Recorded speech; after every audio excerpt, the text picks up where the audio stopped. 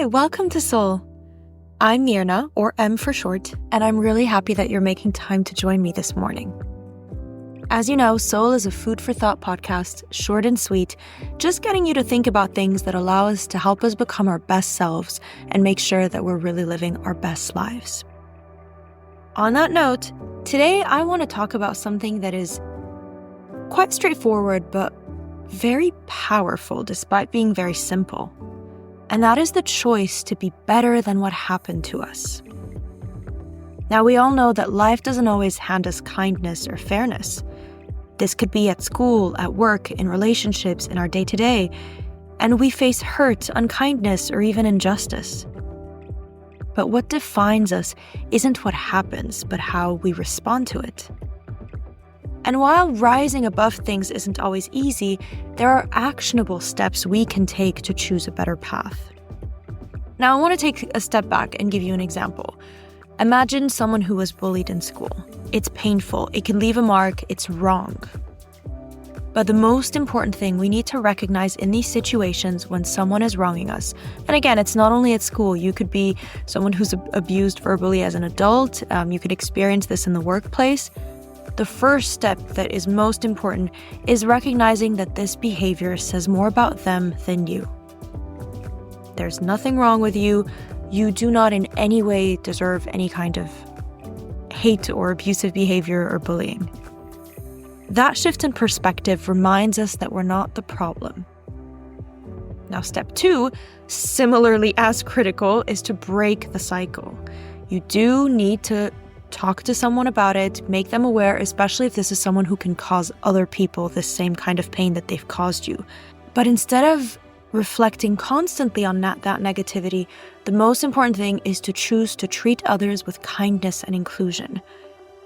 One exercise I've started to do is anytime I see someone treat someone in a way that I don't really like in front of me, I make it a point to be like 180 degrees to that person. And it's not the question of being fake, it's more you make a conscious decision to choose kindness, to choose to be better than what happened to you. And step 3, of course, is to create your own support system. Surround yourself with people who lift you up, whether they're friends, teachers, family, a partner, or random strangers at a bar that you often hang out with who are a great support system, colleagues who are always there for you and will stand up for you. Now, it'll be the same thing even for little things. At work, you might encounter unfair treatment or lack of recognition. You need to first acknowledge your value and remember to respond with professionalism and integrity, but don't stoop to negativity. Use the experience of how you have been treated. Let's say maybe it's a bad manager or a colleague or someone who's not giving you credit, someone who's not really doing what they need to do.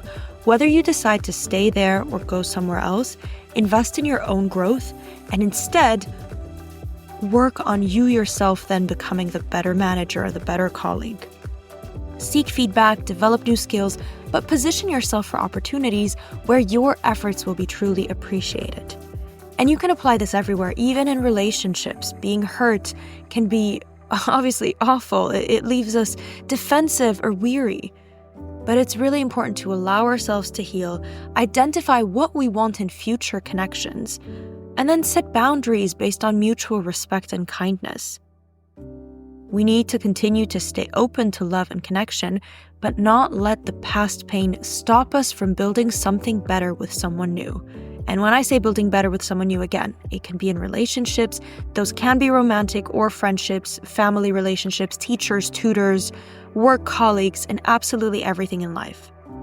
Being better than what happened to you isn't about ignoring the pain or pretending it didn't affect you. It's about responding intentionally, choosing growth, and breaking the cycle. Take these steps, recognize the lesson, act with integrity, and build a future that you are proud of. Build that image of you that you are proud of. One that rises above and that chooses to create something beautiful from even the hardest experiences. And of course, pays it forward. Thank you so much for joining me today. Let's focus on being better than how life has treated us in whatever happens, especially in injustices. If you have faced injustice, be better than that injustice and find people who will support you. As always, we do it step by step, day by day. Thank you for joining me, and I will see you next week on Soul.